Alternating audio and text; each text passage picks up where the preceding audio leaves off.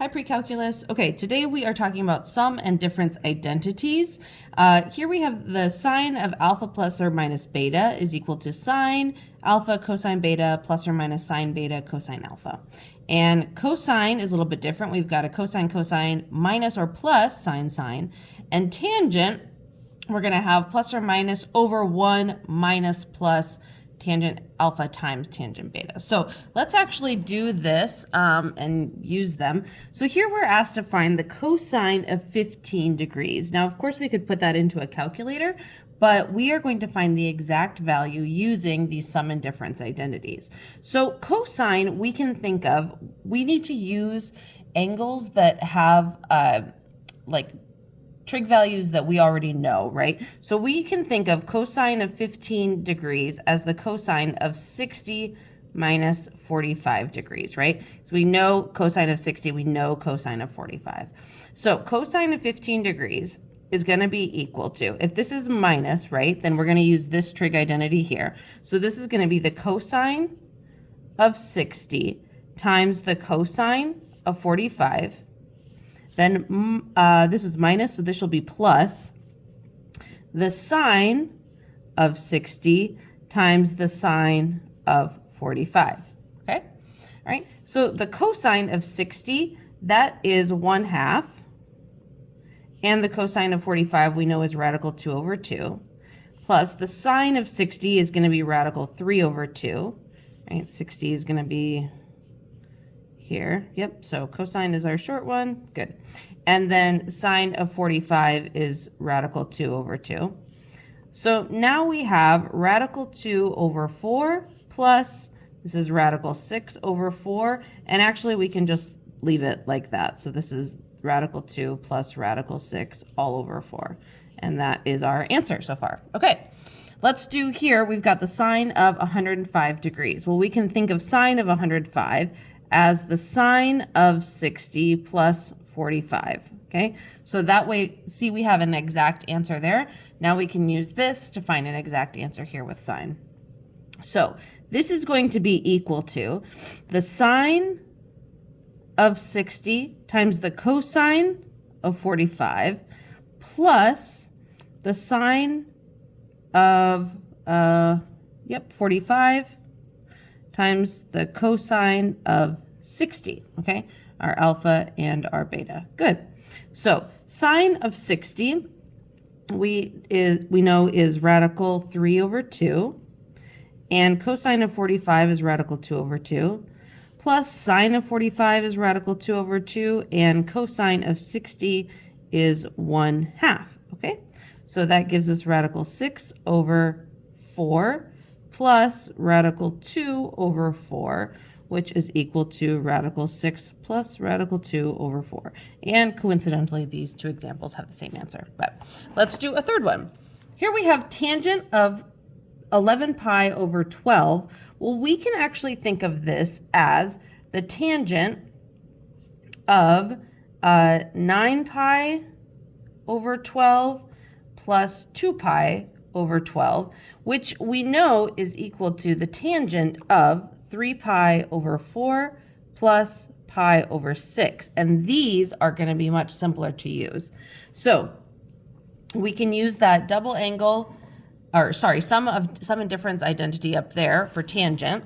So the tangent, this is going to be equal to the tangent of 3 pi over 4 plus the tangent of pi over 6 all over 1 minus the tangent, I'll put that in parentheses, of 3 pi over 4 times the tangent of pi over 6. So pi over 4, 2 pi over 4.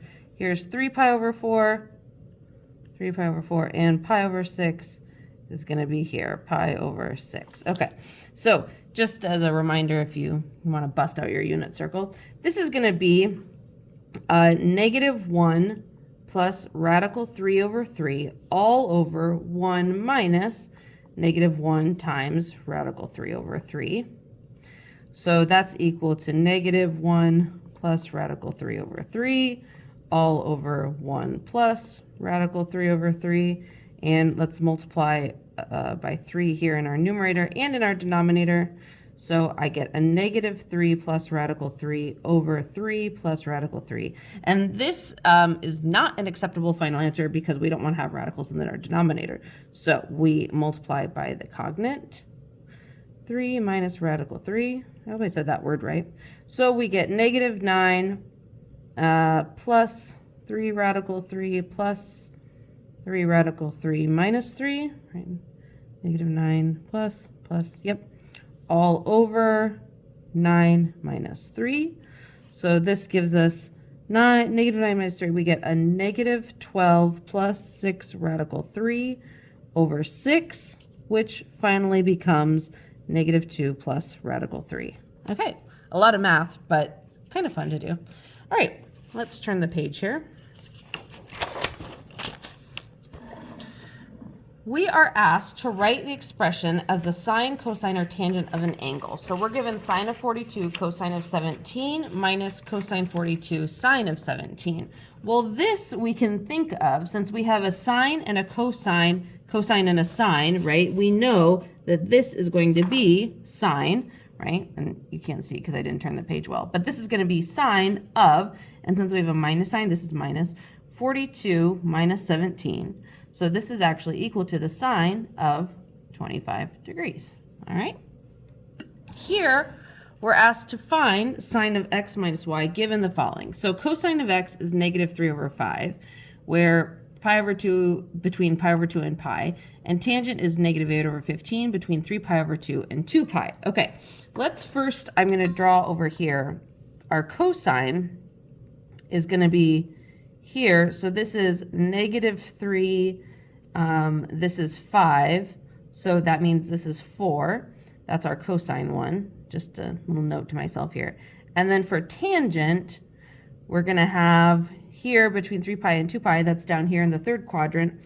So this is 15, negative 8, and this would be 17, okay? And you can check Pythagorean's theorem if you so desire, but let's use that. So we want to find sine of x minus y. So this is going to be equal to the sine of x cosine of y minus sine of y cosine of x, right? This was tangent of y. So this is our y, this is our x here that we're dealing with. So this is going to be, the sine of x is going to be opposite over hypotenuse, which is 4 over 5. Cosine of y is opposite or adjacent over hypotenuse, which is 15 over 17.